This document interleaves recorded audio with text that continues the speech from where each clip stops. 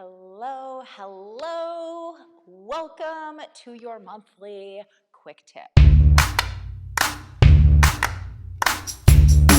My name is Dominique. I am the owner of Body Mind Fitness, where I am a personal trainer, a registered yoga teacher, and an expert about all things happening down there.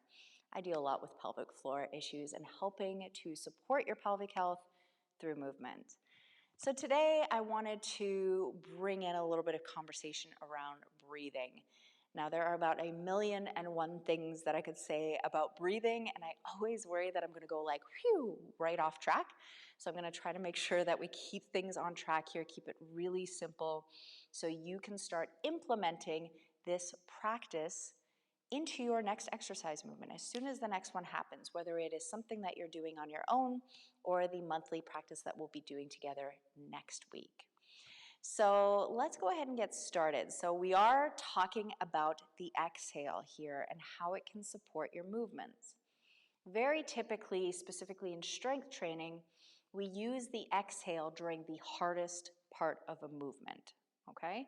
So if you want to take the example of a squat, the hardest part of the movement is not the way down, it is actually pushing on the way up. So we would inhale on the way down, exhale, and then push up. Just like that.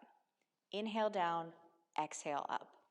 In yoga, we use the breath a little bit differently. We tend to use the inhale to lengthen or expand, and then we use the exhale to help deepen our postures. So for instance, if we were to take a warrior two stance here, so we would inhale, exhale, and try to find as much depth as we could in that particular position. Just going to heel toe my feet back together there. And then when it comes to pelvic health, we need to approach things a little bit differently, because what we're really trying to pay attention to is, when are those symptoms of pelvic floor concerns coming up for you? When are you leaking? When are you experiencing pain, pressure, either down there, the hips, even the lower back is known as a pelvic floor issue? Where are you experiencing these things? And oftentimes, that's where we want to insert the exhale.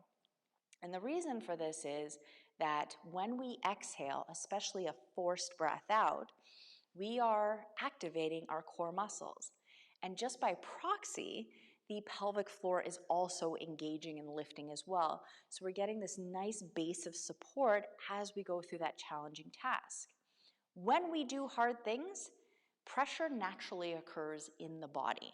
And when we don't manage that pressure properly with breath, then what often ends up happening is that the pressure tries to escape through your weakest link. And we have a couple of them.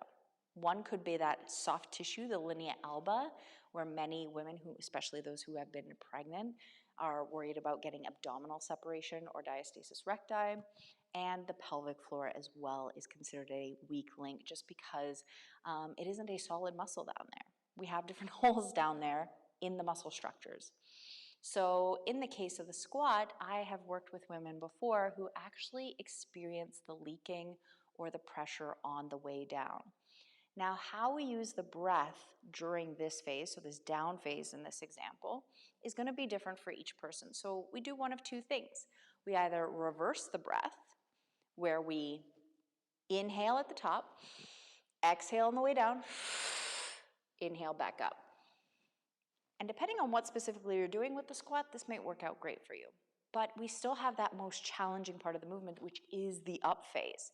So if you're still experiencing like you're not getting quite the right amount of strength, or maybe now you're suddenly realizing, oh, there's some pelvic stuff coming up for me on the way up, then you can just create a little bit of a faster movement and exhale through the entire movement, which would look like this.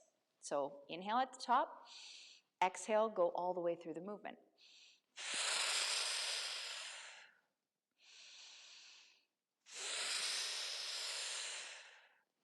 And again, that exhale is just going to give you that base of support both in the pelvic floor and the core. No matter what, whether you are dealing with pelvic floor concerns or not, This support, this core engagement can be helpful in just about any exercise. I oftentimes find that when somebody's really struggling and not engaging the core, suddenly we engage the core and they just get that extra pop of energy so they can finish those last few reps. And in many cases, they can actually end up lifting heavier than they were previously and therefore moving towards their goals faster. So as we go through this month, as we come into our movement practice next week, don't forget to use that exhale either A, during the hardest part of the movement, or B, where you're experiencing pelvic floor concerns. As always, thank you so much for joining me today. That is all I have for you. And keep trying out that exhale. Comment below. Let me know what you think. Does it feel like it can't be that easy? Does it feel like something that really worked for you? I want to hear about it. Just throw those comments below. And aside from that, I will be hooking up with you again next week. Bye for now.